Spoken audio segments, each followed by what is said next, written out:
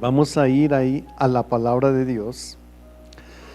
Hoy tenemos un título que nos hace una pregunta, nos cuestiona en algo que fue lo que Jesucristo le cuestionó a los religiosos de la época. Pero nosotros no somos religiosos, nosotros somos conocedores de Cristo, ¿verdad?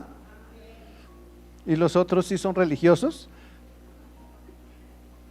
¿Cuántos son conocedores de Cristo? Gloria a Jesús.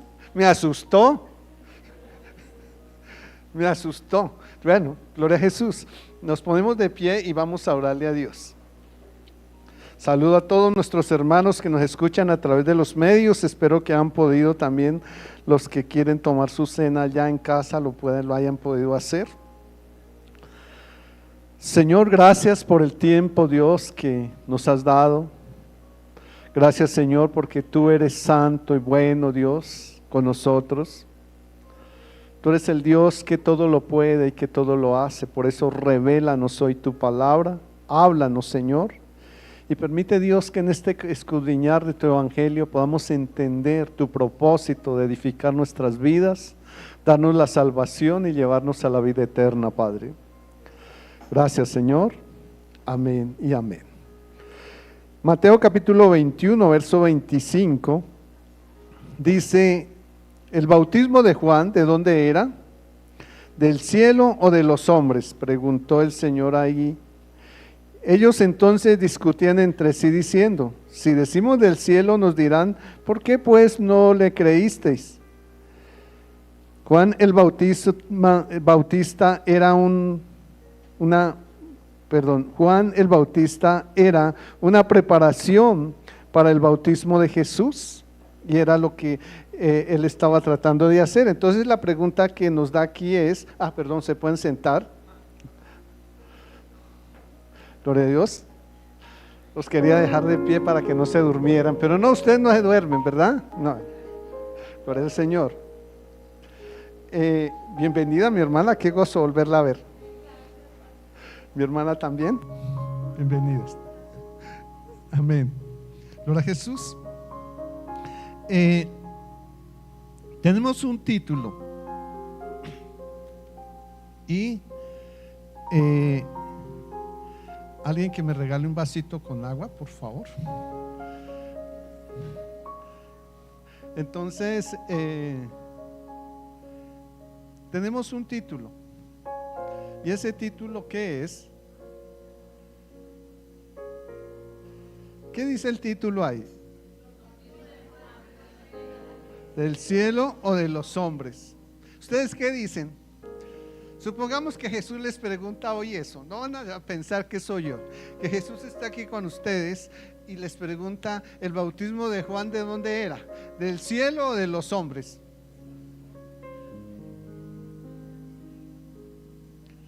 ¿Qué dicen? De los hombres. ¿Y los que están callados qué dicen? ¿Que era de los hombres o era del cielo? Del cielo. Levanten la mano los que dicen que son de los hombres. Y levanten las manos los que dicen que son del cielo. Bueno, vamos a ver qué nos enseña la palabra, ¿no? Porque yo no les voy a decir nada, ¿sí? Gloria a Jesús. Vamos a ver qué nos enseña la palabra. Aquí los fariseos fueron confrontados de esa manera. Dice: ¿el bautismo de Juan de dónde era? ¿Del cielo o de los hombres? Y ellos entonces discutían entre sí diciendo: si decimos del cielo, nos dirá, ¿por qué pues no le creísteis? Entonces vamos a mirar qué nos dice. Y les decía que Juan el Bautista el bautismo de Juan el Bautista era una preparación para el bautismo de Jesús y para que otros se acercaran a él. Juan bautizaba con agua para el arrepentimiento, pero anunciaba que vendría alguien más que bautizaría con el Espíritu Santo y con fuego, con el Espíritu Santo y con fuego. Todo esto nos lleva entonces a mirar si el bautismo de Juan que era con agua, era para arrepentimiento. Esto es lo que hacemos para arrepentimiento. Por eso es necesario los que se bautizan tener casi les iba a decir los pecados, los mandamientos bien grabaditos, ¿sí? Porque ¿cómo se van a arrepentir si no tienen los mandamientos? ¿Cómo puedo yo? ¿Será que voy a imaginarme algo como esto? Se van a reír de eso. Que alguien me dio un beso en la cara y me dejó labial en la cara, ¿cierto? Yo no sé si me lo dejó en la cara o no, porque no me lo puedo ver, ¿cierto? ¿Qué tengo que hacer para verme si tengo labial en la cara o no? Mirarme a un espejo, ¿verdad? Entonces, cuando me miro al espejo, ¿qué hago? Me limpio, ¿verdad? Tengo que limpiarme porque me miro al espejo, entonces ya tomo los utensilios necesarios para limpiarme.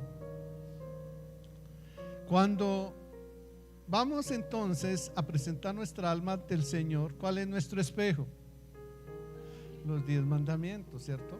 Eso nos ayuda a limpiarnos internamente. Mire la importancia, cuando ustedes miran Proverbios capítulo 3, entre los del 1 al 3, se pueden dar cuenta de la importancia que tienen los mandamientos. Pero no solamente ahí, en muchas áreas o partes de la escritura nos enseña lo importante que son los mandamientos para nosotros. Por eso el diablo últimamente está diciéndole a través de la misma iglesia que ya no hay que cumplirlos, que eso ya Cristo los clavó en la cruz y que no hay que cumplirlos.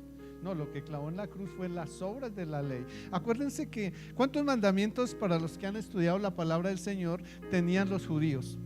Tenían que cumplir los judíos. ¿Cuántos? ¿Sí se acuerdan? 600.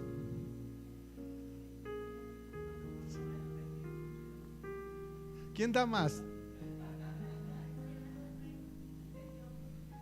613 mandamientos tiene y tenía que cumplir el pueblo judío. 613 mandamientos. ¿Qué hizo el Señor? Clavó 603 en la cruz y solamente dejó los que, porque los otros 603, ¿dónde estaban escritos? Los otros 603, ¿dónde estaban escritos? Con tinta en papel, ¿verdad? Con tinta en papel. Estaban en la Torá, ahí estaban escritos. Cada vez que el pueblo de Israel se comportaba mal, entonces el Señor lo que hacía era dictar los mandamientos nuevos, agregados a los otros, para que la gente pudiera cumplir. El pueblo de Israel era muy obstinado, pero sigue siéndolo en este momento en la iglesia, solo que ya vivimos por gracia. Entonces, sigan sumando. Esos 603 mandamientos están escritos o plasmados ¿dónde?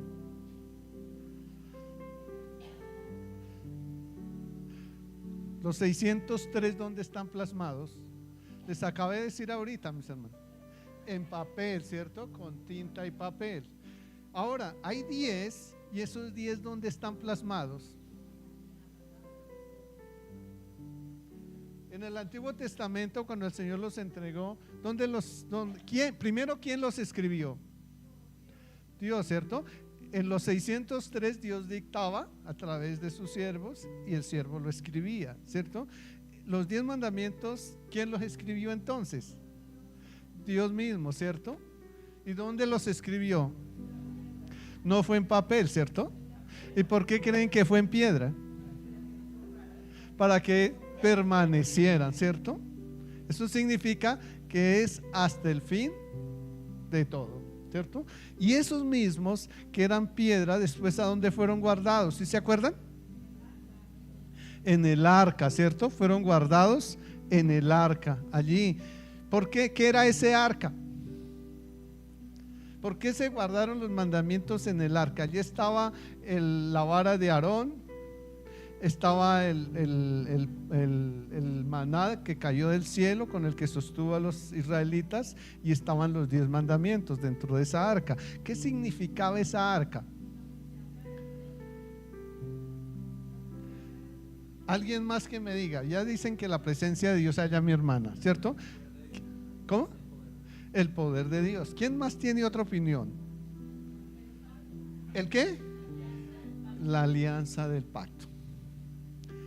El arca es la alianza del pacto, primer pacto, ¿cierto?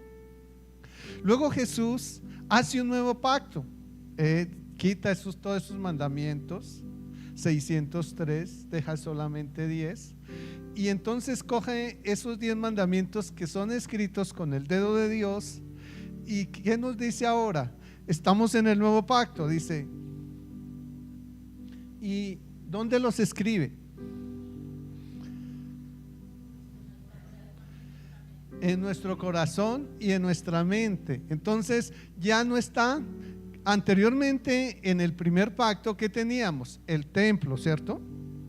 Y esa arca del pacto, ¿dónde estaba? En el altar, en el lugar santísimo del templo, ¿cierto? Y mire la connotación que tiene nosotros en este momento valorar este cuerpo. Cuando miramos primera a los Corintios capítulo 6, nos encontramos que nosotros ahora somos ¿qué? Templo del Espíritu Santo. O sea, ya no necesitamos del lugar santísimo, sino que nosotros ahora somos ¿qué? El templo de Dios en el primer pacto era hecho con las medidas de Dios, con todo lo que tenía que tener, todo lo descrito por Dios lo tenían que hacer exactamente como Él le decía, en las medidas que Él decía. Era perfecto, tenía que ser perfecto. Luego Dios en el nuevo pacto con el Señor, anteriormente en el antiguo pacto había el pacto de la alianza, que es el que mi hermana Sandra nos dice ahorita. Había el pacto de la alianza, pero también habían otros pactos con el pueblo de Israel. Hubieron varios pactos, ¿cierto? Incluso desde Abraham hubieron varios pactos, pero el pacto que hacía la alianza eran los 10 mandamientos, donde estaba el arca y debía estar guardada ¿dónde? En el lugar santísimo del templo, ¿verdad? Ahí estamos. Ahora entonces Dios hace un nuevo pacto, vuelvo al punto, y es ¿dónde guardamos los mandamientos ahora? ¿Cuál será el arca que tenemos ahora nosotros para Dios? La mente y el corazón, ¿cierto? ¿Por qué creen que es la mente y el corazón? Porque Hebreos 10, 16 y 17 lo dice, ¿cierto? Ahí lo dice. Entonces, cuando nosotros miramos ahí está el arca que nos llama al pacto de Dios. Anteriormente, en ese templo había que hacer sacrificios para que la sangre derramada de los machos cabríos, bueno, de los animales que eran allí sacrificados, toros, aves y demás cosas que eran allí, o demás animales que eran allí sacrificados, tenían que ser la sangre para cubrir, para sellar ese pacto que hacían en el antiguo pacto, ¿cierto? Ahora, en el nuevo pacto, ¿qué sangre tenemos? ¿Cómo? ¿Cuál es la sangre del nuevo pacto? La de Cristo. ¿Dónde fue derramada esa sangre? En la cruz, ¿cierto? Ahorita tomaron la cena y no se acordaban. Entonces, Cristo derramó su sangre para ese nuevo pacto. O sea, ¿dónde hizo Él el nuevo pacto? En la cruz del Calvario, ¿cierto? Allí hizo el nuevo pacto. ¿Cómo nos llama a nosotros a que vengamos a ese nuevo pacto? ¿Cómo nos llama? ¿A través de qué? De los mandamientos puestos ¿dónde? En la mente y en nuestro corazón. ¿Y dónde está eso? ¿Dónde dice eso en la escritura? Hebreos 10, 16 y 17. Cuidado, no le coman cuento a este pastor. Miren la Biblia, ¿no? ¿Sí? Entonces, tenemos que mirar es donde está escrito. Y entonces ya tenemos un nuevo pacto, ¿cierto? Entonces estamos hablando, diríamos, bueno, ¿y el pastor qué tiene que ver eso con lo que vamos a mirar? ¿Sí? Si el bautismo de Juan era del cielo o de hombre. El bautismo de Juan, decíamos que era un arrepentimiento. El bautismo en aguas es ¿para qué? Para arrepentimiento. Y entonces ahí era que yo iba, ¿cierto? ¿Cómo nos podemos arrepentir de una manera genuina? A través de los mandamientos. ¿Qué tenía que tener aquellos que bautizaba Juan? ¿Qué tenía Jesús cuando se bautizó? Que cumplir con esa ley, ¿cierto? Él no tenía pecado, pero él tenía que cumplir con esa ley, ¿cierto? Eso es una de las cosas, y por eso aquí incluso muchos no es que se hayan vuelto a bautizar, es que no se habían bautizado, porque se habían bautizado mal, ¿cierto? No había un arrepentimiento genuino, ¿cierto? El bautismo no es sin uno solo, pero bien hecho en el orden de Dios. ¿Eso qué significa? Que si yo no he hecho lo que Jesús me dice que debo hacer, no he sido bautizado. Eso es algo como decir que yo conozco a Dios, pero como dice 1 Juan 2:3, no guardo los mandamientos. Entonces no lo conozco, pero tengo la idea de que lo conozco, ¿verdad? Eso es ahí. Entonces exactamente es igual, ¿cierto? Yo no puedo haber tenido un arrepentimiento genuino en aguas si no tenía los mandamientos para arrepentirme. Yo no podía limpiarme la cara del labial que me habían dejado si no tenía un espejo para verme que tenía esa mancha, ¿cierto? Entonces, ¿cómo sé yo cuántas manchas tengo? Cuando me miro en el espejo de los mandamientos. Y entonces, este bautismo de Juan es para arrepentimiento, pero tiene una profundidad más grande de lo que uno se imagina. Y una preparación que indicaba a la gente que creyera en el que vendría después de él. Es decir, ¿quién vendría después de Juan? Jesús, ¿verdad? En Jesús. Marcos capítulo 1, verso 4, ¿qué nos dice? Bautizaba a Juan en el desierto y predicaba el bautismo ¿de qué? Para perdón de pecados. Ya, por eso les expliqué. Ahora vamos entendiendo por qué les expliqué todo esto, ¿verdad? Debía tener arrepentimiento para perdón de pecados. Sin mandamientos no hay arrepentimiento genuino. Pero también era el cumplimiento de una profecía. Lo que Juan hacía, Jesús o el mismo Dios ya lo había anunciado que eso tendría que pasar. Malaquías 4, 5 y 6 dice: he aquí, yo os envío ¿a quién? Al profeta Elías antes que venga el día de Jehová grande y terrible. Él hará volver el corazón de los padres hacia los hijos y el corazón de los hijos hacia los padres, no sea que yo venga y hiera la tierra con maldición. Y entonces ustedes dirán, pero es que ahí no dice que era Juan el Bautista, ahí dice que era Elías, ¿sí? O sea, era el profeta Elías el que venía a anunciar eso, es lo que dice Malaquías. Pero vamos a mirar por qué el profeta Elías y Juan el Bautista. Lucas capítulo 1, verso 13 al 17. Lucas capítulo 1, verso 13 al 17. Pero el ángel dijo a Zacarías: no temas, porque tu oración ha sido oída, y tu mujer Elizabeth te dará a luz un hijo, y llamarás su nombre Juan, y tendrás gozo y alegría, y muchos se regocijarán en su nacimiento, porque será grande delante de Dios.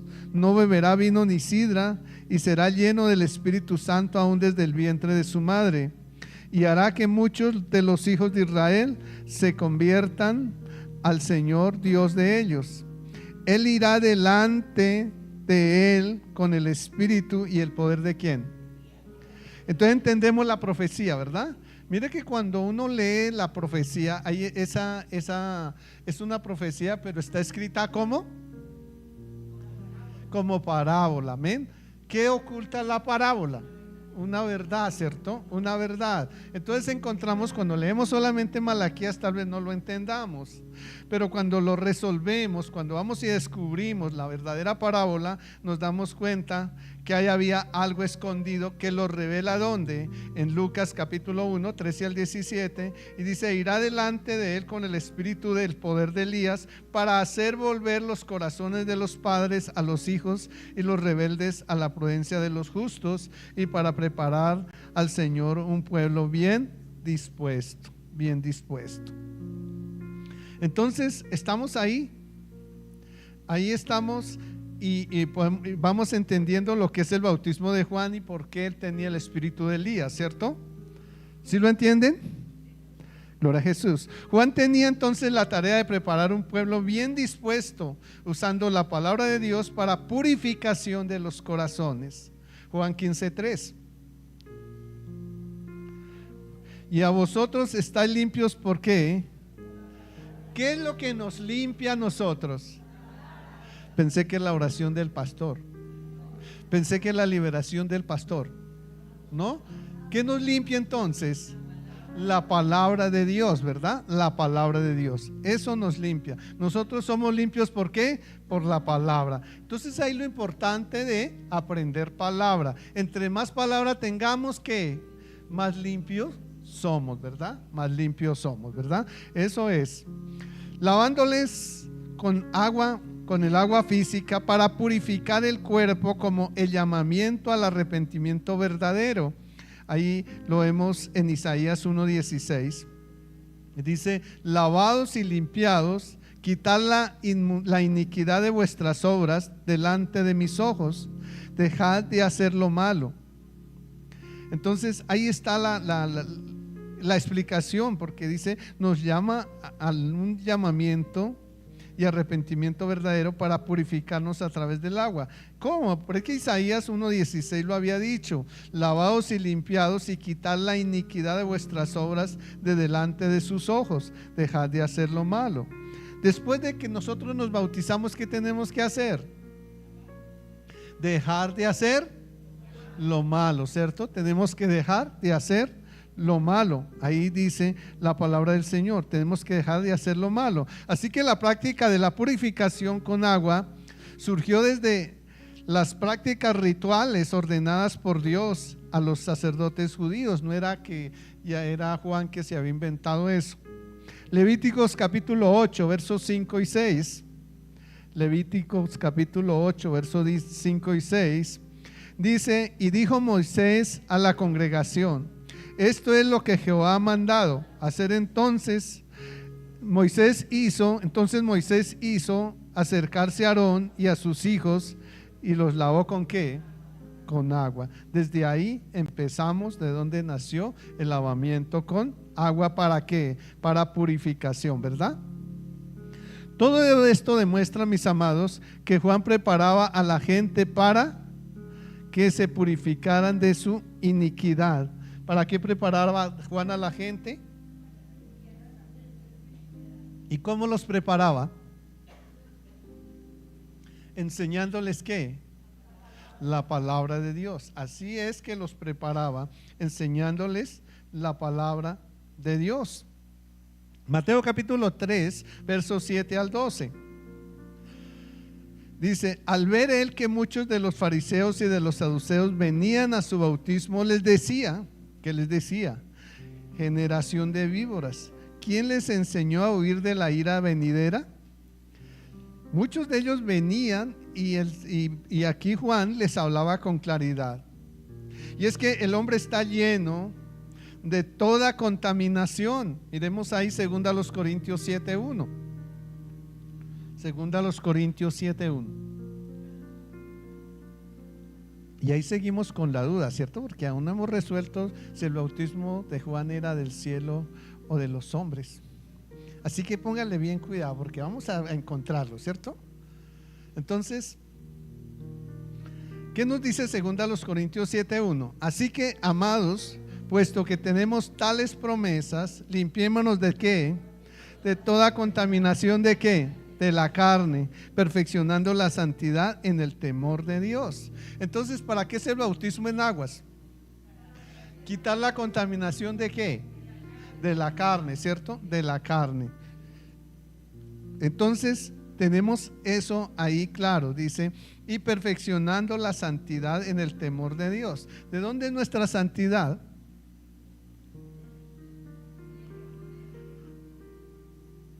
¿Cómo podemos tener santidad nosotros? La carne es limpia, pero y aquí con el bautismo, las impurezas de la carne, pero ¿y cómo podemos tener la santidad? Porque hay dos cosas escondidas ahí, y es, dice, y perfeccionando la santidad en el temor de Dios.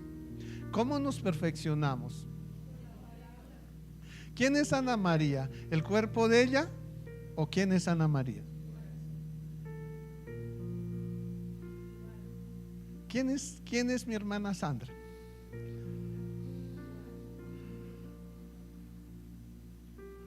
O sea, ¿dónde están? La palabra dice que antes de que Sandra o Ana María vinieran a esta tierra, ya el Señor les tenía el nombre. O sea que eso no fue pura coincidencia que al papito le gustó que le pusiera ese, ¿no? Ya Dios lo había escrito. Entonces, si eso estaba escrito y no tenían cuerpo, entonces ¿quién es Sandra y quién es Ana María? El alma, ¿cierto? Esa es la identidad de nosotros espiritual. Ahora, nuestra identidad terrenal sí ya es ¿qué? El cuerpo, ¿verdad? El cuerpo. Pero nuestra identidad celestial es el alma, ¿verdad? El alma. Entonces, la pregunta es, ¿podemos, ayer les dije en la enseñanza de ayer, ¿podemos santificar la carne? No, ¿cierto? La carne es limpia, pero no se puede santificar. ¿Por qué? Porque Dios maldijo la tierra a raíz del pecado del hombre. ¿Y qué pasó? ¿Y el hombre de dónde es? Y la palabra que dice que nada inmundo entrará al reino de los cielos. Entonces, ¿qué es lo que santificamos? El alma, ¿cierto? Eso es lo que tenemos que santificar, el alma, ¿verdad? Tenemos que hacerlo. Proverbios capítulo 9, verso 10 al 8, dice, el temor a Dios consiste en llenarnos de sabiduría. Eso es el temor a Dios. ¿Qué dice Proverbios 9:10? 9:10.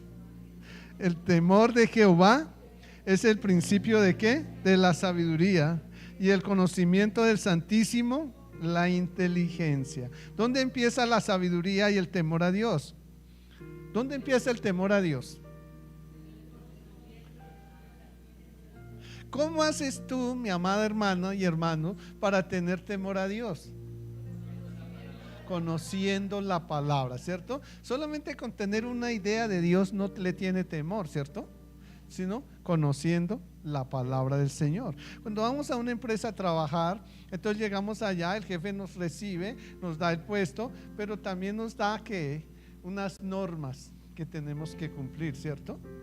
Y entonces tenemos que conocer esas normas para ser buenos trabajadores, ¿verdad? O buenos empleados. Conocerlas y cumplirlas, claro. Por lo tanto, en el bautismo de Juan se dan dos primeros pasos.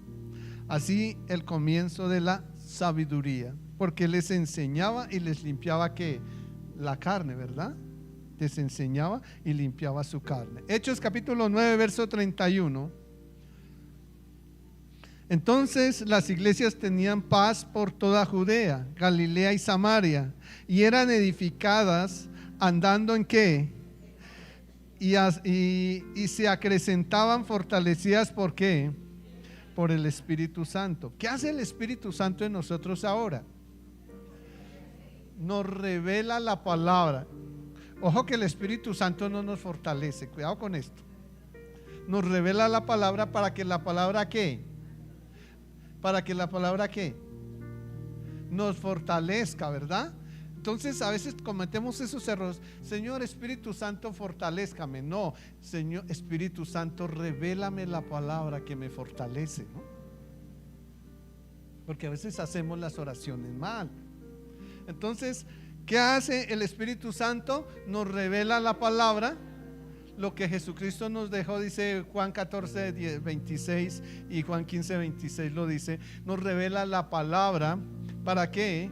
Para que la palabra que haga nos fortalezca, ¿verdad? Nos fortalezca. ¿Estamos aprendiendo?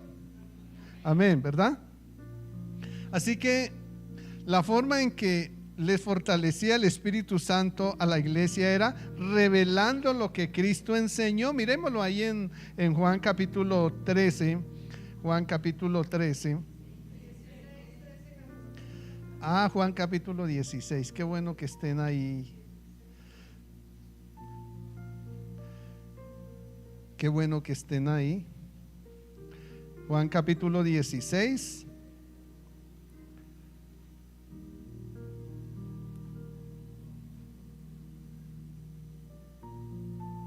...13 y 14, ¿verdad? Dice, pero cuando venga el Espíritu de verdad, ¿Él qué hace? A toda la verdad, porque Él no hablará por su propia cuenta, sino que hablará todo lo que oyere y os lo hará saber las cosas que habrán de venir. Él me glorificará porque tomará ¿qué? Y lo hará saber. ¿Y quién estaba hablando ahí? Jesús, ¿cierto? Entonces toma, ¿qué es lo que hace el Espíritu Santo? Tómale de lo de Él y nos lo hace saber. Vuelvo y repito, ¿qué nos fortalece? La palabra de Dios, lo de Jesús, ¿cierto? La palabra de Jesús, la palabra de Jesús, eso nos fortalece. Todo esto es lo que lleva a la iglesia a entender si el bautismo de Juan era del cielo o de los hombres, ya que su bautismo en agua era el paso definitivo para llevar al bautismo de Cristo. Juan capítulo 3 verso 28.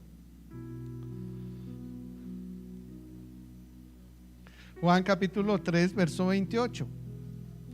Vosotros mismos me sois testigos de que dije, yo no soy ¿qué? Sino que soy enviado delante de Él. Entonces el bautismo de Juan, ¿de dónde era? Porque dijo, yo no soy el Cristo, yo no bajé del cielo, ¿cierto? ¿Sí? Yo no bajé del cielo, sino que soy enviado delante del que baja del cielo, ¿cierto? La respuesta es, si bien Juan no implantó ninguna ley nueva, solamente Dios puede implantar las leyes espirituales nuevas. Él no implantó ninguna ley nueva, sino que solo enseñó a obedecer las leyes que ya habían sido establecidas. ¿Qué es lo que hacemos los siervos? Enseñar a obedecer las leyes que ya han sido establecidas. Luego significa entonces que si Juan hacía eso, entonces el bautismo de Juan era, ¿ven? Entonces ahí se dieron cuenta quiénes tenían la razón y quiénes no, ¿cierto? Entonces el bautismo de Juan era de los hombres, ¿verdad? Luego el bautismo de Juan era una preparación para el bautismo de Cristo, quien venía del cielo a establecer un nuevo pacto. ¿Quién establece el nuevo pacto? Jesucristo. Juan 6:38. Porque he descendido del cielo no para hacer mi voluntad, sino la voluntad del que me envió. Entonces, si hacía la voluntad del que lo envió y no hacer su voluntad, significa que todas las leyes que Jesús estableció eran ¿de dónde? Del cielo. Y la pregunta es, ¿y Juan estableció algunas leyes? No, ¿cierto? No, solamente enseñaba que lo que ya había sido establecido. Entonces nos queda claro que el bautismo de Juan era de los hombres, ¿verdad? Entonces ahí contestamos la respuesta, la pregunta, y es: ¿de dónde era el bautismo de Juan? ¿Del cielo o de los hombres? De los hombres, ¿verdad? Lo vieron en la palabra, ¿verdad? Gloria a Jesús. Entonces ¿aprendimos? Gloria a Jesús. Entonces vamos a orar ya que aprendimos. Padre, gracias por esta enseñanza que nos diste hoy. Bendícela, Dios, y permite, Señor, que ella quede sembrada en nuestros corazones, Padre eterno. Padre, hoy queremos que en medio de esta palabra tú, mi Señor, desciendas hoy sobre este lugar y toques cada vida Colócales esa coraza, Señor, de justicia, de amor y de gracia, para que ninguna enfermedad los toque, Dios. Y limpia, Dios, a los que están enfermos, Dios mío. Señor, tú sabes y tú conoces muy bien, porque tú lo permites, Dios, cuántos virus, Señor, hay en la tierra en este momento, Dios. Pero tú nos enseñas, Padre, en el Salmo 91, que veremos a muchos caer, pero a nosotros no nos llegará, Dios.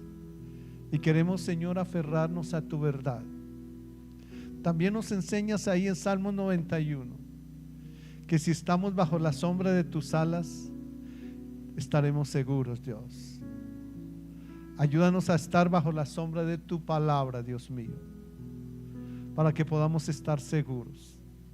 Danos más sabiduría, Dios, de la que podemos alcanzar, Señor. Solo tú la puedes hacer. Cuando Salomón, Dios, clamó a ti, o tú le preguntaste qué quería, él te pidió sabiduría, y tú le diste más de la que él pudiera haber pedido, Señor. Te rogamos que para protegernos en la tierra, Dios, de todo mal, de guerras, de pestilencia, Señor, nos ayudes, Dios, Padre Celestial, a ser protegidos, Señor Dios mío, con tu amor, Padre eterno, porque solo en ti, Señor, alcanzaremos esa gracia eterna, esa protección que queremos. Tú eres nuestra esperanza, tú eres nuestro Dios, el que nos libra, Dios, de toda peste destructora, Señor. Como te dijimos, ayúdanos a cubrirnos bajo la sombra de tus alas, que es tu palabra, Dios. Que no tengamos temor a la mortandad, a las enfermedades, sino que tengamos la seguridad, Dios, de que tú estarás con nosotros y por lo tanto nos protegerás y no nos permitirás que lleguen esas enfermedades a nosotros, Dios mío. Tócanos hoy con tu Espíritu Santo. Queremos venir y tocar ese borde de tu manto, Dios. Espiritualmente lo queremos hacer, Dios mío. Permítanos vivirlo hoy, Señor. Y Señor, no dejes que nos sobrevenga ningún mal, ni ninguna plaga o enfermedad toque nuestra familia, nuestra vida, nuestra morada, Dios. Rodéanos de tus ángeles, esas nubes de ángeles que tú puedes enviar sobre cada uno de tus hijos. Tú tienes muchos, Señor, para que nos guarden en todos, Señor, nuestros días, en todos nuestros caminos. Permite que ellos nos den sus manos, Señor, para que nos guíen por la dirección correcta. Envía tu Espíritu Santo también para que nos reveles tu palabra y podamos ser fortalecidos a través de ella, Dios mío. Ayúdanos a ser esas personas, Señor, que agraden a tu corazón. No importa cuántos errores hayamos cometido, Dios, pero que seamos como ese David que se rindió a tus pies, Señor. Padre Celestial, Señor, ayúdanos, Jesús, a tener un arrepentimiento genuino. Ayúdanos a grabar esos mandamientos, porque tú nos enseñas en Proverbios que ellos no solamente nos darán larga vida, sino prosperidad económica aquí en la tierra, Dios. Así que, Padre, nos protegemos bajo la sombra de tu manto y, Señor, recibimos, Dios, esa protección que viene del cielo, bajo tu mano, Rey Celestial. En el nombre de Cristo Jesús, nos vamos de aquí, Señor, sanos y libres de toda enfermedad, Dios, con el fin de orar por otros, Señor, para que tengan, Señor, esa protección que nos has dado hoy. En Cristo Jesús, amén.